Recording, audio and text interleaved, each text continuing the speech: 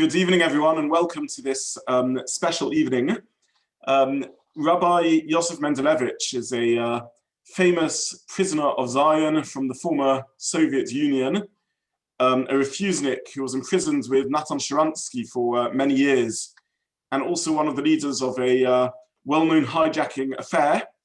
I first heard Rabbi Mendelevitch, I think something like 3 years ago, when he was last in England and addressed a conference of Rabbonim.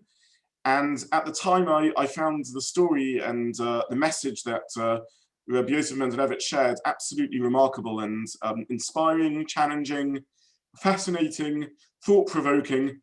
And I remember straight after the conference, making my way over to Rabbi Yosef Mendelevitch and saying, when are you next in England?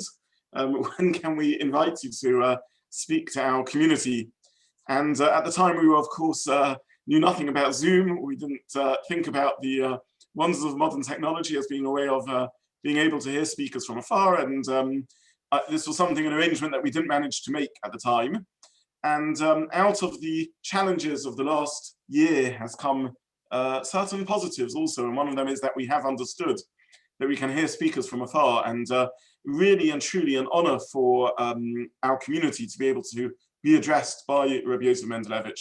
Rabbi Yosef Mendelevitch now lives in Yerushalayim and really is a hero of our people. And I think the story that Rabbi Yosef will share with us today will leave us all really inspired. And I already have heard a little bit of your story, so I have the anticipation ahead of me to hear it again.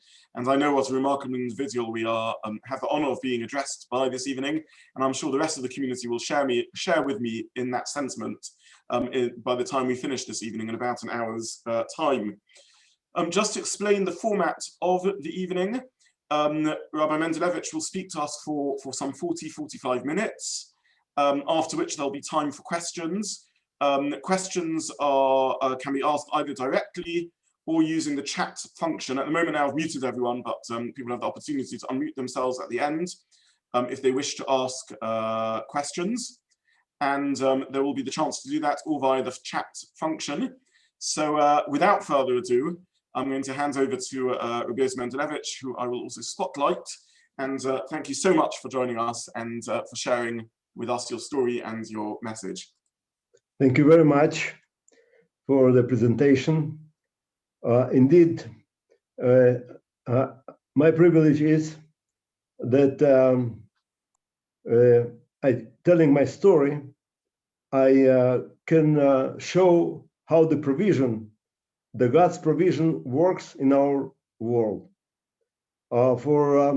We speak about Exodus in Egypt more than 4,000 years ago. And some people may not believe that it was true. It's an old story. But now I went to something very like that. And it was not less a miracle that happened with our nation that time. So if it was possible only recently, and I believe that the majority, as I can judge from looking to you, you were at the time it happened, means some 50 years ago. It's true, it happened. As somebody would say, a day before, when the Exodus started, people wouldn't believe that it is possible. The Soviet Union, the mighty superpower that everybody was afraid of. Who can break through and break the wall of Kremlin and let people go? Impossible. It's a dream. And see how dreams turn reality. Right? It is unbelievable. And really, nobody can explain how it happened. So it obviously, as it happened during the Exodus from Egypt, it's the mighty God's arm. Ki biyad chazaka hotzienu Hashem miMitzrayim. Against every reality, economics, politics, he decided and he took us out. And certainly, as we can read in Chumash, details and stories of the Exodus. I can tell my stories that will make it more vivid, more real. But remember the very fact. A day before, nobody could believe that the Russian government, communist authorities, would let people go. And they did it. It's, I believe, nowadays, in recent time, in the past, people would look for some evidences that there is the God. There is a certain book called Chavat Levavot that brings more than 10 reasons and explanation that there is a Lord ruling the world.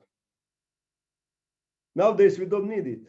We have that much true evidences that it happens right here. Now, the story itself. The story begins from the miracle that in the 60s, we managed to establish an underground Jewish movement of Jewish education in Soviet Russia. It's a miracle. For you understand that since 1917, after the Bolshevik Revolution, no Jewish education was legal. And the spiritual leaders, they executed, exiled, disappeared. The time I belong to the third generation under Soviet regime, had no chance to get a piece of knowledge about my nation.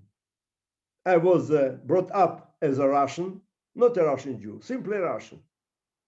Believe me, my Russian language is certainly much more better than English, but even better than Hebrew. I speak as a Russian, I behave like them. If I came to Moscow, you can find out that I am a stranger. And it was my destiny to become like them.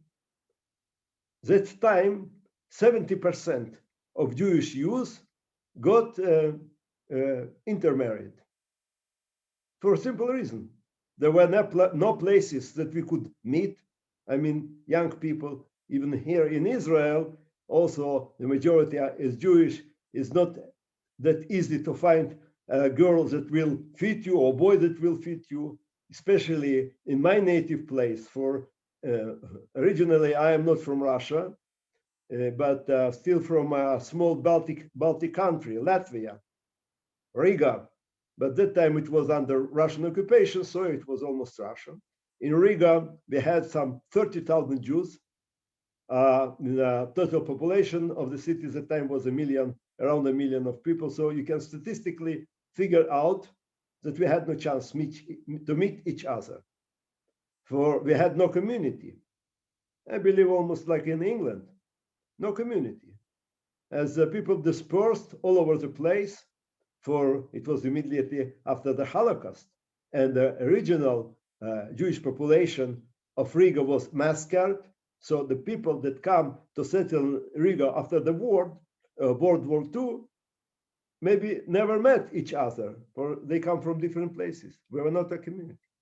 Anyway, it was a problem. So I was a member of a communist youth movement, and it is not that I wouldn't believe that there is a God. It was obvious to me that there is no God.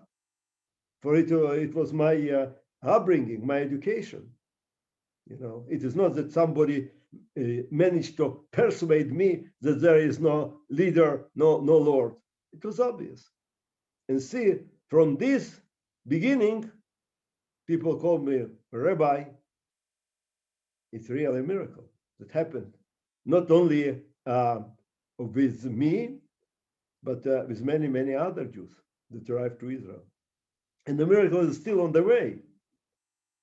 Now, how it happened is a good question. If somebody will ask me in the end, how can I explain that it happened?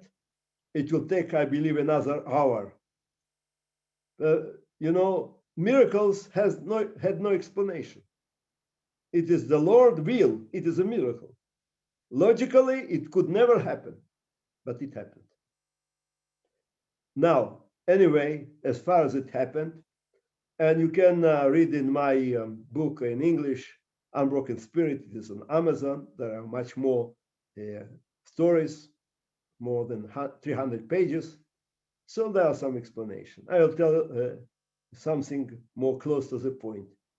People say that the Talmud says that when on Passover, on Pesach, each of us has to believe or imagine that he himself went out from Egypt. I don't need any imagination. It was my reality. I went out from Egypt. And after several developments in my life, when finally I understood that being a Jew is nothing shameful in it, and just the opposite. It is a privilege, is the benefit that I am Jewish, that I have to be proud. For from the beginning, I felt bad being Jewish. For the ruling race, the white people, the Russians and the Latvians, don't accept us. We are second-grade people. And I felt bad about that. But now it happens that I felt that no, it's the opposite. We are a big nation. I am proud being Jewish. And it was obvious for me that there is no place for me as a Jew in this strange country, Latvia. So I went to ask for permission to leave. For the procedure was that time that you have to apply to the authorities that would permit you, give you special permission to leave Soviet Russia. They would never permit.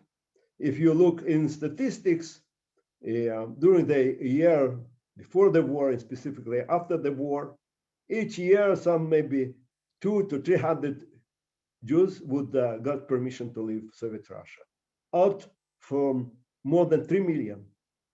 So it was obvious if you apply, it's not that only you will answer negatively. More than that, they will tell you, oh, you are willing to leave our country. You don't like our communist country, so you are our enemy.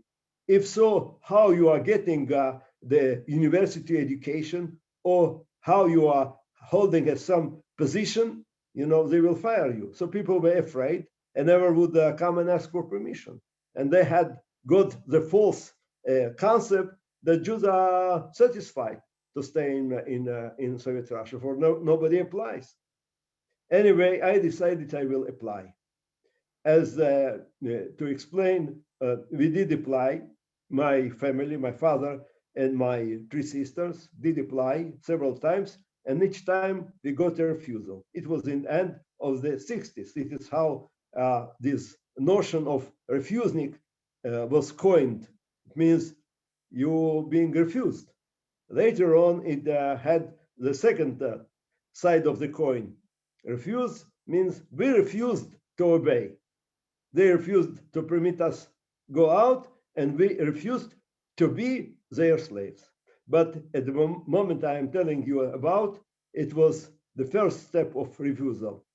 We got refused without any explanation. So I went to an office in charge of giving the permission. I got an interview, and I asked the officer in charge, why would you not let us go out? And the man answered straight away. He told me, what? If I permit you go out, you are a young man. At the time I was young.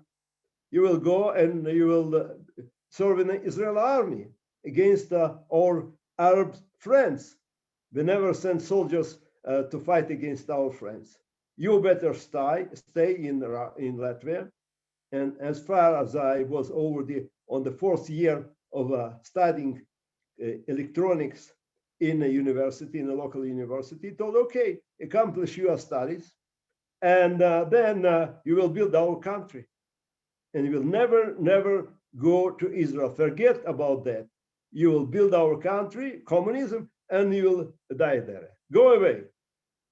So when I left his office, I was at that time more or less familiar with the Torah, with Bible, and I did know that it was kind of the answer that Pharaoh, the king of Egypt, gave Moses, telling, you build Egypt and never you will be permitted to leave.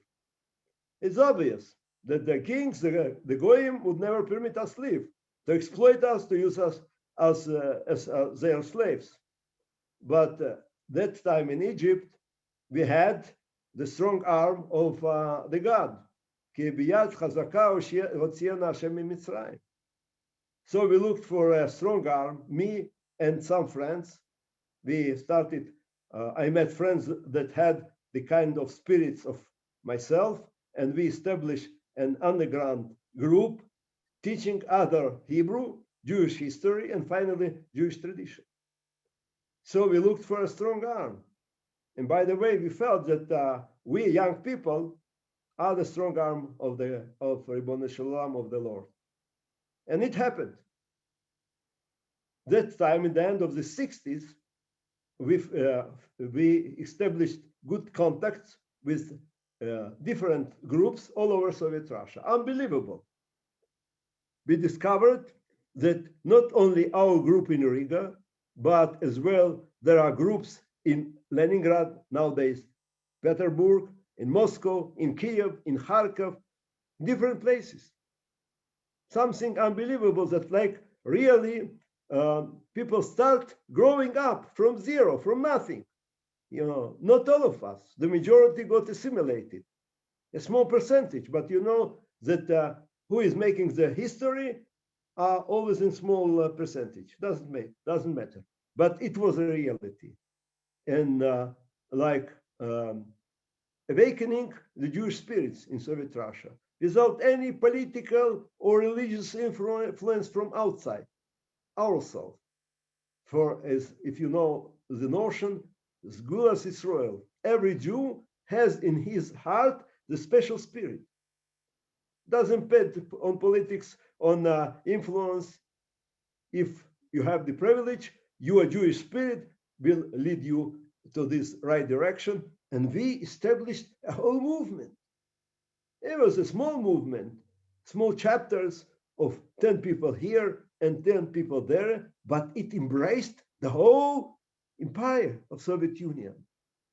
That time they had some 200 million residents in Soviet Russia and a territory of some 20,000 square kilometers.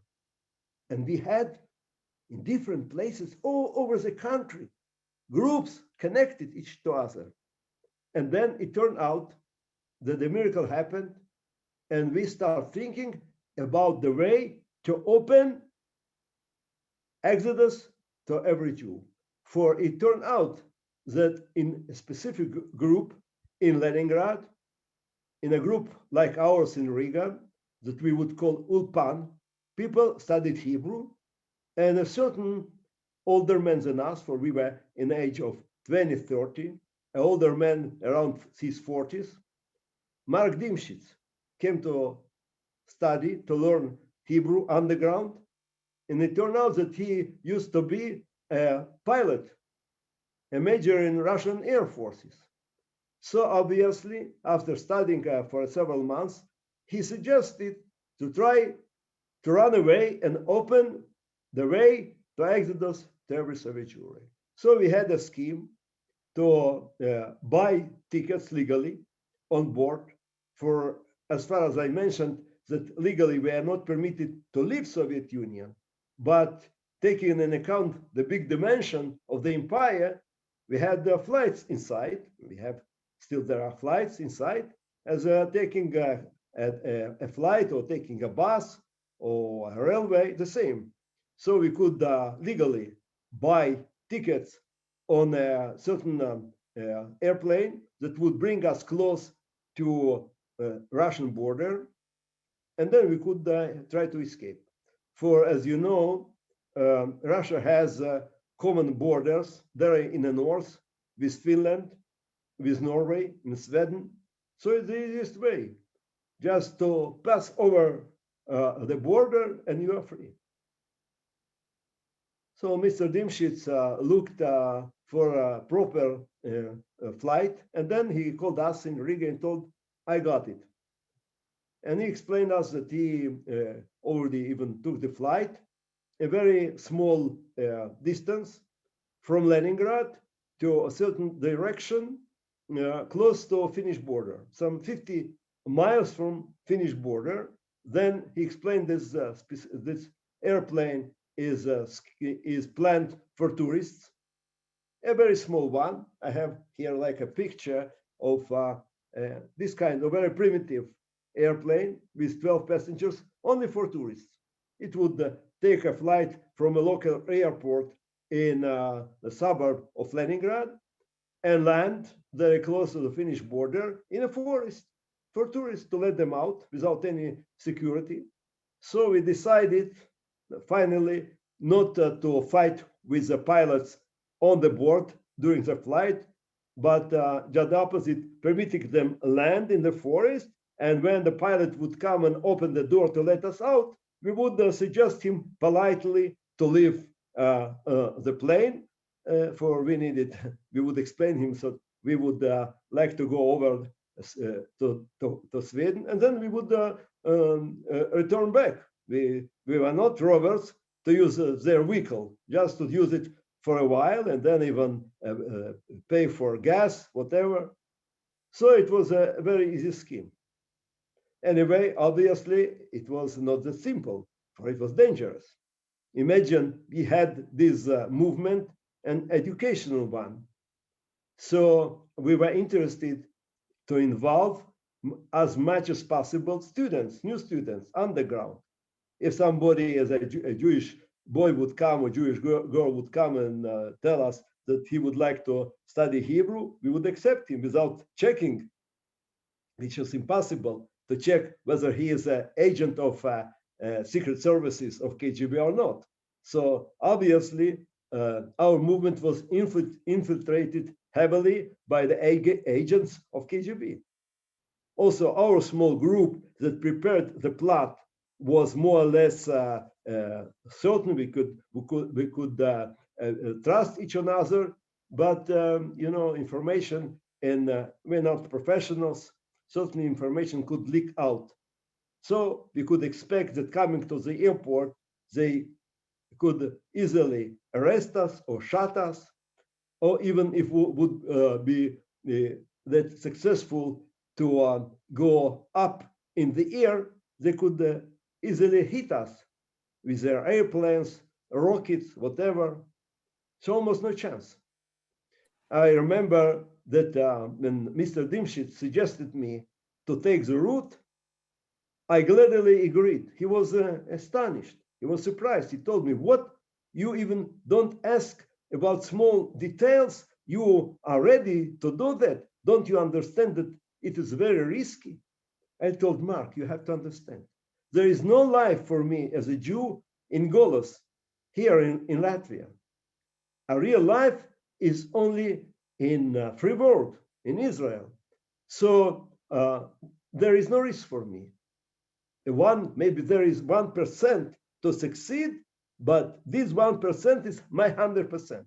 There is no reason for me, no meaning for me to stay anymore there in Latvia and Russia." And in this way, I mobilized other friends. For we were involved in underground movement, and I could know for certain if I approach a certain boy, would he agree or not. So each time it was 100%. I would approach somebody with my suggestion to take part in this plot. He would immediately gladly agree, like me. We were glad to take part in it. And then it happened. We bought the tickets and we come to the airport, to the local airport that we had to start out. And when it was announced boarding, we came to get up, for it was a local airport, so the airplane was there on place, no buses, just walk by foot. When we start walking by foot to the airplane, some soldiers, a lot of them came, dogs, jeeps, whatever, whole military operation. and each of us, all of us were arrested. And then on the first interrogation, I was told by a KGB man that I'm charged with high treason and with an attempt to harm state security, betraying Russian motherland, and I expect this penalty. So everything was finished. Then they took me from the airport to the headquarters of KGB in Leningrad, for they had there next to the headquarters their prison, their jail for interrogation. And for the last time, I had the possibility going in their car, look around, and see the life around me. So I remember going in this car of secret services. There was a small hole in a window that I could watch, and I saw a beautiful city. Leningrad was built in the beginning of the 18th century. Palaces, a big city with some maybe 7 to 8 million of citizens. Summer, people are going to work, students to university, life. It was life. And I lost my life. So I asked myself, now, who knows, maybe the last day in your life, do you think it was a right thing to do? I thought for a while. And I told, yes, I know. If there is something important in your life, you have to pay for that. Sometimes with money, sometimes with your time, sometimes even with your health. But sometimes if it is really important to you, you have to pay with your life. And for me to be a Jew, to be in a Jewish place, to study Torah is my life. It's something very important. So I am glad and privileged that I had the guts to live up my principles and to sacrifice my life. I don't hesitate. But it's good for the beginning. When you entering interrogations and when you expect death penalty, you have another thinking. It's another story, but I don't have enough time to tell all the stories again. I believe that Rabbi Zubin will invite me next time to visit London. So you know that there is a good progress with vaccination in Israel, and I got all the necessary injections, so I am not afraid to come. And then I will tell you more, for it is for several hours. Anyway, finally there was a trial, and for the beginning, they passed death verdict for Mr. Dymshits, and for another guy, Kuznetsov, I got life penalty. Other people from 12 to 10 years of imprisonment. It was our failure, not at all. For then happened exactly what we looked for. The knowledge of our attempt reached out to people in Israel, in America, in England, and then people start campaigning. For before that, people did know that Russian Jews are under heavy pressure, oppression, simulated, but they felt that everything is lost. The moment they discovered that there are, as they would tell me later, that there is 10 boys that are ready to die to be Jewish, it means that the whole nation is alive, and it makes sense to help them.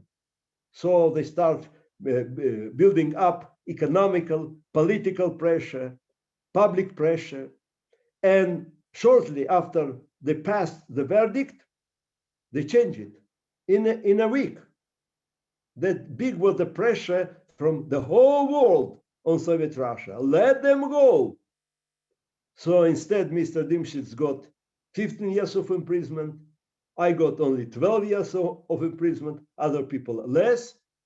And we were sent to serve our time in a concentration compulsory labor camp far away from the center of Russia. And imagine what kind of ironical situation. The moment we were sent to serve our time, the Soviet authorities understood. They were enough clever to understand the situation.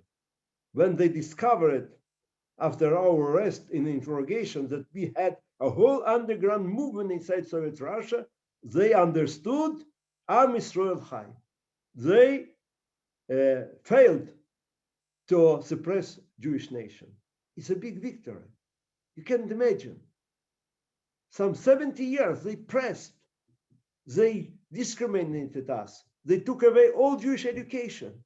And all of a sudden, they were surprised to discover that in spite of all it, Am Yisrael Chai, we are alive, we have underground movement, we fight for freedom to be Jewish. Unbelievable. And they understood. They decided, let them go. As I was told, they passed in their Politburo, it was their ruling committee, a decision that would say that some 10% of Jews in Soviet Russia are still infected by nationalism. We know well nowadays all the coronavirus, what means infection, that we are still infected by nationalism. So they have to let these 10% to get them out from from Soviet Russia, and then everything will be quiet. But we know how infection works. It doesn't stay among 10%. It disperses in all directions. But they had this misconcept anyway. After our arrest and verdict, being already in the concentration camp, we got to know that the first group of Soviet Jews finally got permission to leave. We were arrested and sentenced in 1970. In 1971, you can check it with Google, some 15,000 Jews, 15,000 Jews got permission to leave. Whereas before that, as I mentioned, maybe some 200-300 Jews. Now it was 15,000 Jews. It was our victory. Next year, they permitted some 30,000, 30 Jews to leave. And a year later, 35,000 Jews. You imagine our feeling being in a prison to watch the exodus started. Somebody would say, what? They released them and me, that was a main factor in this exodus. You keep in a prison, there is no justice. Just the opposite. I told Ribono Shel Olam, God of Israel, I'm that glad and privileged to serve my nation that I am ready to stay as much as needed, that all the Jews to stay as much as needed in a concentration camp, that all the Jews would leave Soviet Russia. So finally, after 11 years being there in the prison, some 300,000 Jews got permission to leave. Then people say, oh, it was bitter in this concentration camp. Not at all. No. We use this expression, Ben Chorin, a free man. What means to be a free man? A free man is a man that does what he likes to. I like to be Jewish. I like to be a religious Jew. And I had the privilege to do and try to do and to attempt to do whatever I like to. For example, the factory, this compulsory labor camp meant that they had next to the camp an enterprise, and you were compelled to work there. In the morning, they move you out from the barracks to the enterprise. In the evening, send back. You sleep, go back. Really slaves. And as well on Shabbos. I decided I would work on Shabbos. I arranged something that would permit me to come to the factory, to the enterprise, and still not to work there. I had kind of a shelter there that I could stay in the factory in a small place and watch the guards entering And the moment they would come to patrol the enterprise, I would escape and mix with other prisoners that they couldn't find out that I'm not working. And then I had my prayer book, a Siddur. I showed you previously this matchbox just to portray you how the airplane was like. It's a Russian matchbox. But inside, I had, you see inside the matches, but when you throw away the matches, as was written inside, Shema Yisrael, Shema Yisrael, Hashem Elokeinu, Hashem Echad. It was my prayer book. Inside, the pieces of paper full with prayer. So I could stand at my shelter watching the entrance of the factory and praying all the time, praying for several years. I managed in this way to keep my Shabbos. And one day, the guards entered unexpectedly, that I did notice them coming. They took me by surprise on the spot. It was the head of the prison himself, Major Fyodorov, that enjoyed taking me by surprise. And he told me, Mendelevich, why not working? You would like to eat, you have to deserve your food. Please go to work. So I understood that they know that I don't work on Shabbos. So I told, I am a Jew. Jews don't work on Shabbos. I will not go. Then he became really angry and started yelling at me. What, you think you decide, I decide. If you don't go immediately to work, I will put you under the ground and you will die there. Yeah, certainly somebody told him the concept of pikuach nefesh, that if there is a danger to your life, you are permitted to violate Shabbos. So I had to consider myself whether there is a problem with pikuach nefesh. Not right away, just yelling at me. If he would really put me under the ground, not really under the ground, they have punishment rooms under the ground. And if I stay for a longer time, and if I would feel that I'm going to die, maybe I will reconsider my decision. But therefore, he just yelled at me. I told, don't yell at me. I'm not afraid of you. I have my Lord. He doesn't permit me to work. So take him to the punishment room. Kept me in the punishment room for a month. Nothing terrible, If you have your prayer book, and I did remember a lot of prayers by memory, it took all my time. And some psalms, reciting them, is a beautiful feeling, Like you are talking directly to the God. You are connecting. You're talking, you're praying. It's the best time. So finally, they understood they cannot break me, and they sentenced me to 3 years of imprisonment under a specific severe regime, and sent me to another prison with this extreme strong regime. So when I was there, I continued to do my whatever, to keep Shabbos, to pray, and if by chance I would meet some other Jews, I would educate them. For this specific prison was, I don't know, I never visited the prison in England, and I hope I never will. But anyway, in this Russian prison, it's regular. There are small cells for some 4 to 6 prisoners, a very crowded place, a very small place, and you sit there. That's all. Almost no possibility to move inside. Just to walk in a cell. You are going in turns, for there is not enough space, and certainly not enough food and not enough air to breathe. Finally, you got ill, staying there for a while. But I tried to do my best, sometimes meeting Jews, educated them. And it happened that in the end of the 3 years of imprisonment, and in fact, it was always the end of my 10 years of imprisonment generally, it turned out that another Jew called Hillel Butman, may his memory be blessed, he passed away here in Israel at age around 90, only recently. At the time, he was a man of 40 and a member of our organization. He was put in my cell. So my sisters from Israel informed me that Passover is coming, and I suggested, Hillel, let's have a Seder Pesach, Passover meals, not only meals, everything. He told me, what you talking about? It's impossible, here in prison. What kind of Seder Pesach?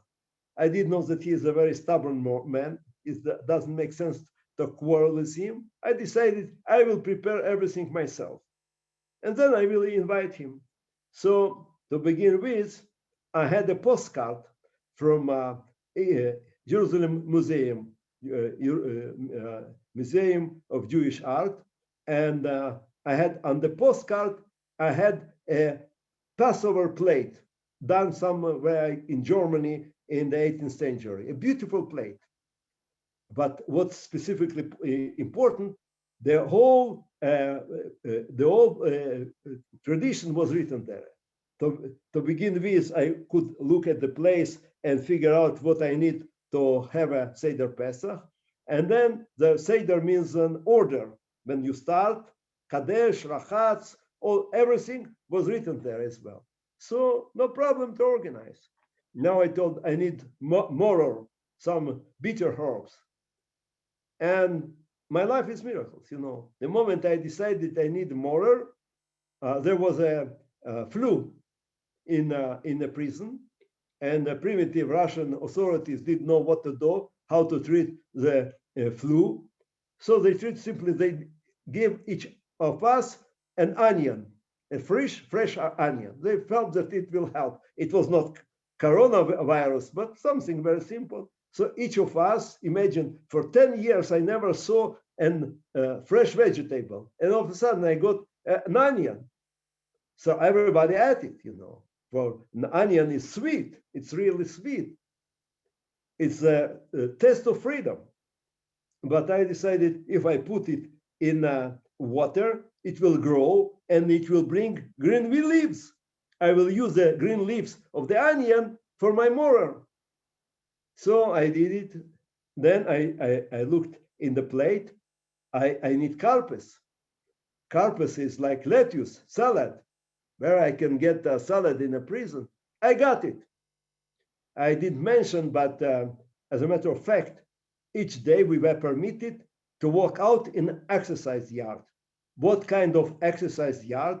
Simply on the fifth floor of the prison, they took away the roof, and the cells on the top of the building be used as a exercise yards. It means from my cell, me and my friends, inmates, would be removed to another cell without roof. So you can breathe fresh air for an hour. So once being escorted to my so-called exercise yard on the top of the building, I noticed that across the passageway in another exercise yard, a small green leaf is growing. It's really a miracle. A green leaf, a small one, is breaking through beton, through asphalt, in growing with his desire to get more sun, more air. I thought to myself, it's really a symbol of freedom. I have to use this small leaf for my carpets. So after a while, it was already the eve of Pesach. When being taken out from my exercise yard, I jumped through the passageway, entered this specific exercise yard, and took away this green leaf from my carpets. The guard was very angry with me. He told, it's violation of our rules. You're not permitted to do that. But Russian people are good people. I told him, what? It's have some, special qualities. It gives you health, whatever, this green leaf. He was surprised. Okay, he told you can have it. Russian people are good people. If you talk to them as friends, okay, you have. So I got my carpus, I got more and a lot of things. And then I had the problem of a wine, which make me remember that my grandmother in Russia would prepare wine in the end of the 19th century from raisins. The only possible way to have kosher wine to buy raisins and make wine. And it happened that in the beginning, under interrogation, we were permitted to have food parcels once in a month from our families. And my father, Olav Shalom, may his memory be blessed, sent me over a pound of raisins. So for the beginning, I used the raisins to make kiddush.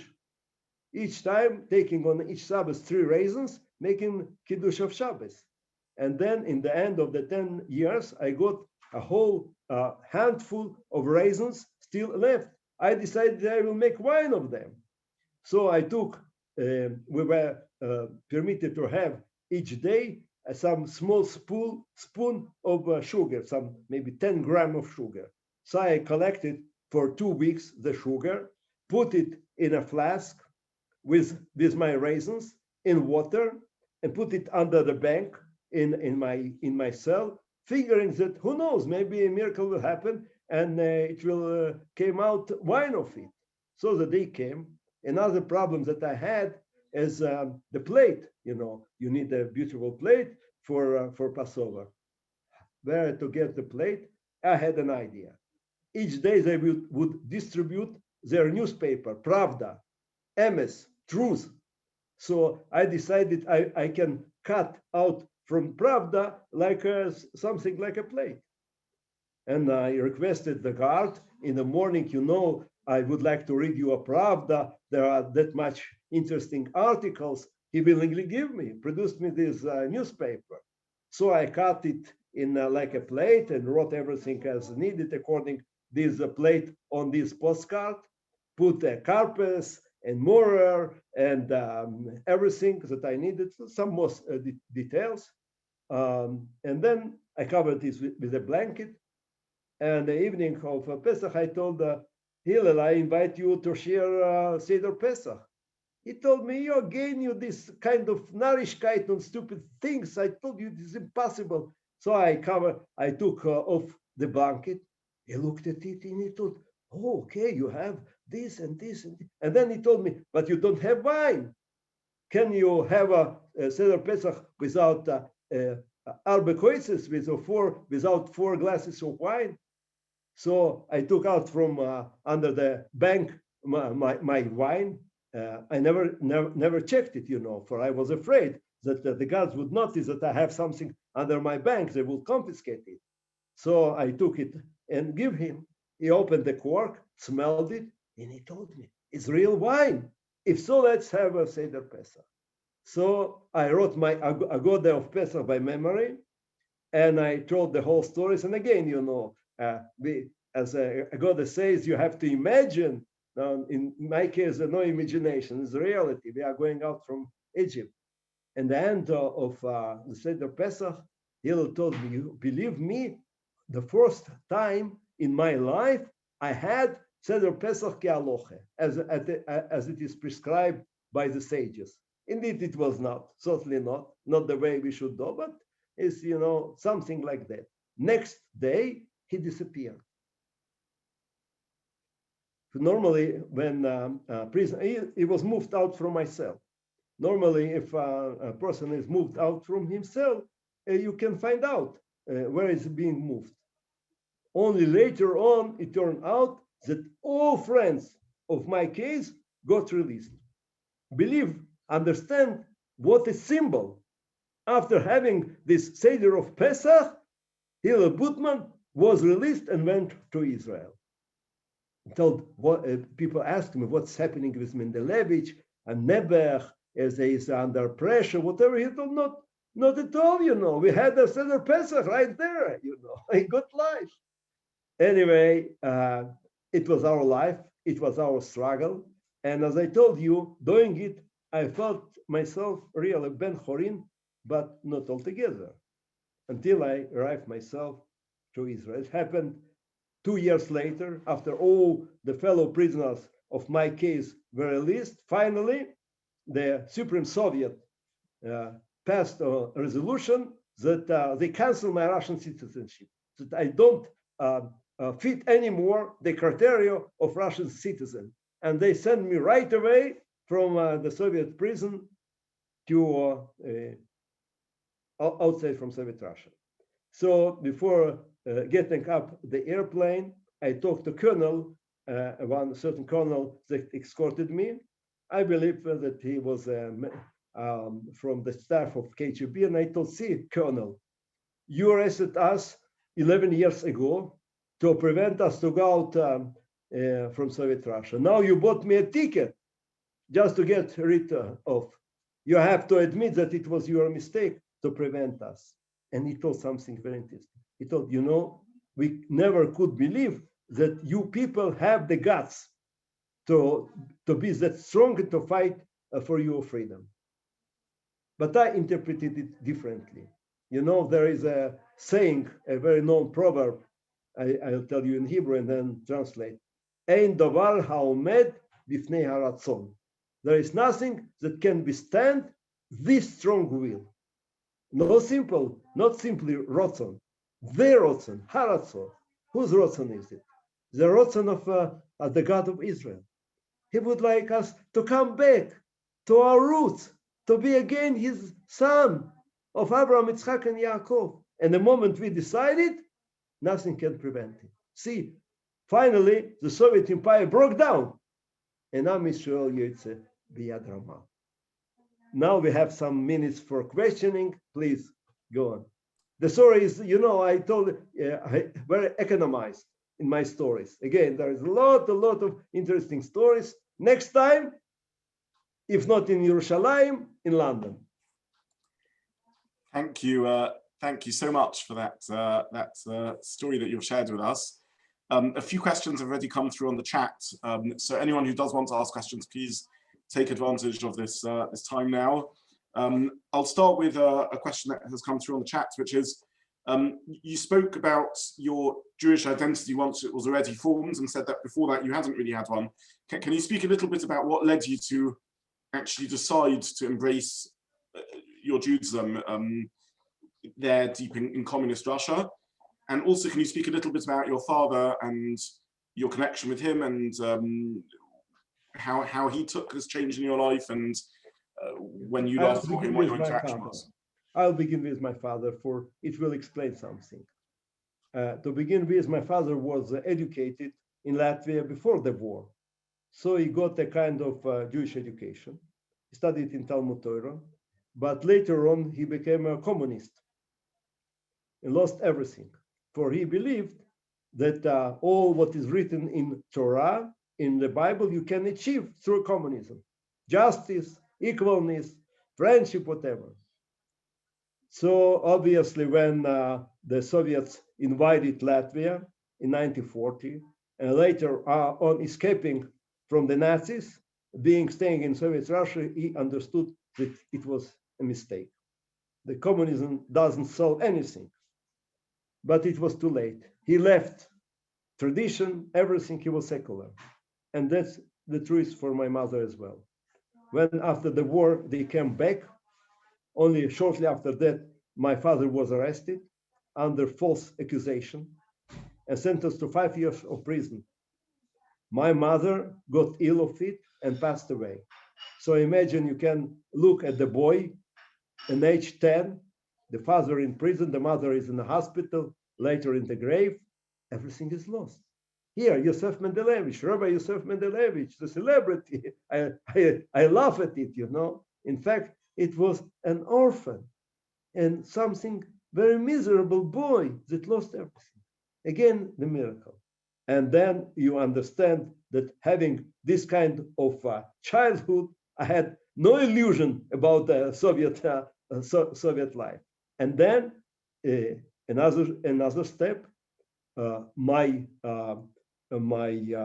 cousin, Menachem Mendel Gordon, his mother, my mother's sister, kept mitzvahs under Soviet regime.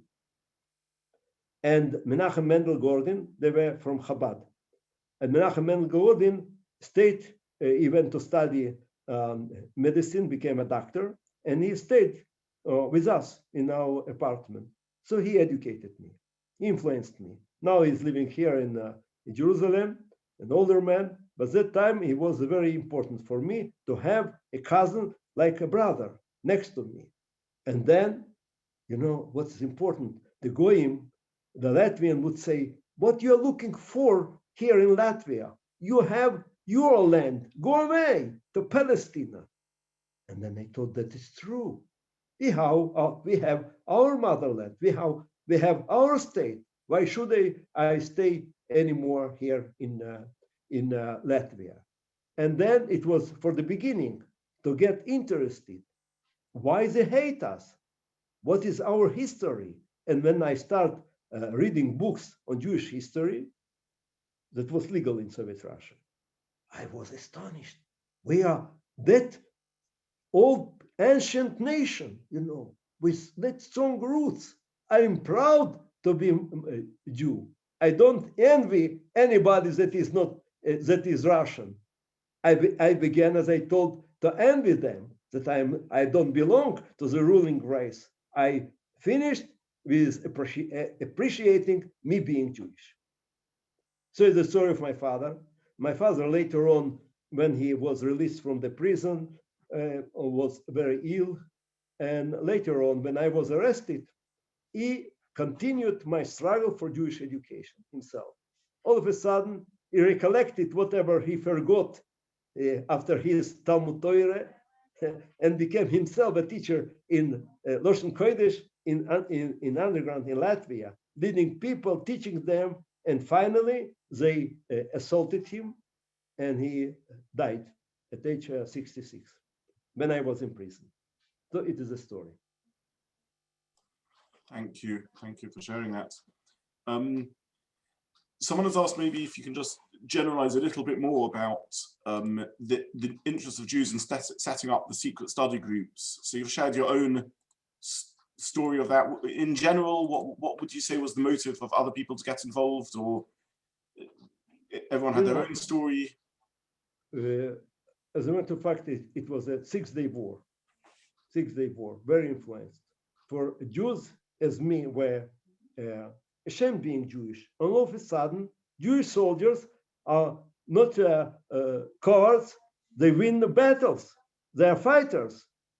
You know, and it was very important for the Jews to feel, identify themselves.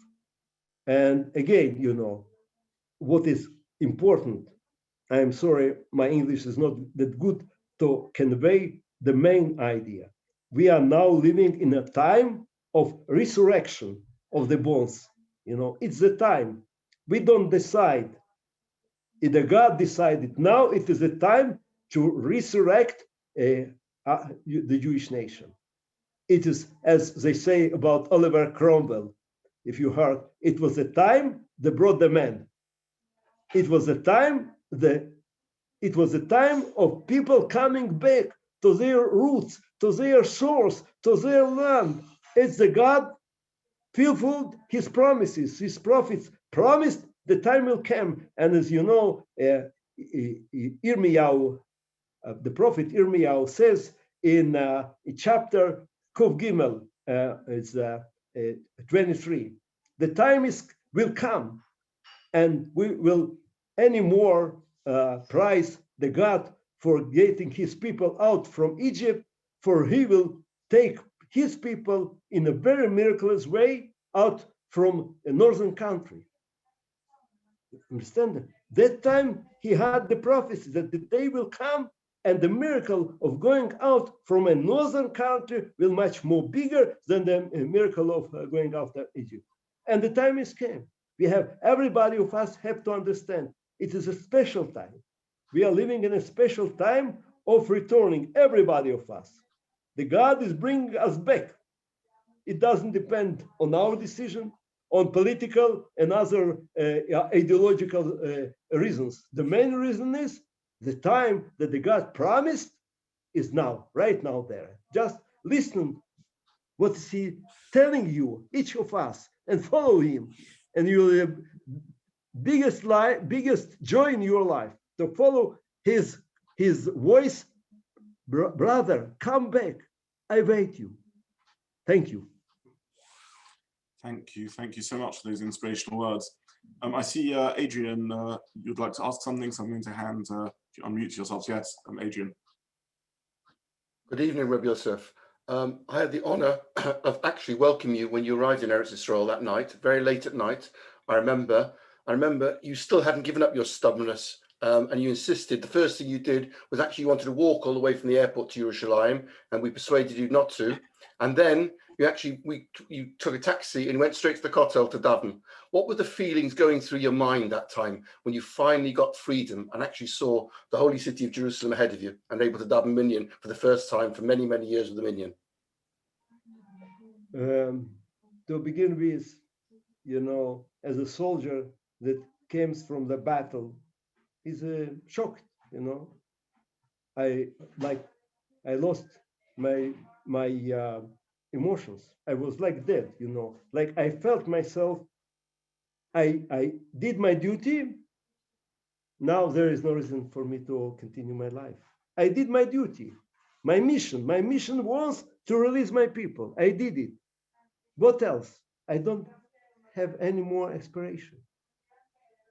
But when I came to the wall, like the wall told me, Yosef, now you are here, not just remember, you have to build the state. The reason you are here is not just to release your nation. It's what the Kotel, the wall told me. You are here to continue to build your nation. I got another challenge. Thank you, Adrian, for that recollection, and thank you, Rabbi Yosef, for that answer. I'm conscious it's late in Eretz Yisrael, and I don't want to keep you beyond your time. So maybe you've answered that question about Eretz Yisrael and what the wall called to you. So if you can just finish off with telling us what's happened since. What led you to go to yeshiva, to become a rabbi? How did this Rabbi Yosef from the prison camps of Russia end up in yeshiva of all things, and learning and teaching Torah as a rabbi? What happened there? Yeah, it's as I told you, the Ribbon Shel Olam, the Lord of Israel, brought me to Israel to come back to my roots, to back to Abraham, Yitzchak, and Yaakov, which means to come back to my Torah, to know what's written there, what it challenged me. There was no other meaning, what I need to come to Israel, to drink, to eat, to sleep, just to work my Lord. And how to work him, I will know only in yeshiva. So I went and studied there for 8 years, and I'm studying each day. I have, as you know, my shurim and lessons and whatever. For, our Torah is that deep, is that intellectual. For the more you learn it, the more it demands you to know. So it's the biggest joy in life to understand, to study, and to teach. If I cannot to start every day, I am teaching in my yeshiva, Russian yeshiva. It is for me, it's like something, a strong drink. When I can teach Torah in the yeshiva, I make my day. Now I have enough spirits to continue the day. For the real spirit of every Jew is his connection to the God. He is giving you the strength. The moment you are connected, so I don't know how to answer to your question. It's that obvious, that natural, that a man that has a possibility to be connected to the God's will, to his knowledge, what else can do in his life? Only that. Thank you so much for sharing a small part of your story. I feel a little humbled because when I heard you 3 years ago, I thought I'd heard your story, and there were so many anecdotes that you shared then that I'm desperate for our community to hear now. But you didn't repeat yourself. I don't know if you remembered what you told us last time, and you ensured you share different stories. So we definitely need to make sure that we can have you back and hear more of what you shared. I think I speak on behalf of everyone in saying what an inspiration you are for us all. perhaps here in London, we have life too easy. We're not forced to think about what really matters to us. We're not forced to think about what calls upon our strength, and things that were obvious to you in deepest, darkest Russia are not always obvious to us. And we thank you in this build up to Pesach for helping us maybe focus on what freedom really is, what really matters, and what's at the core of our being. So thank you so much for that inspiration. Out collecting raisins, making wine. Absolutely. Thank you for that inspirational message, and thank you for being a hero of our people and such a role model.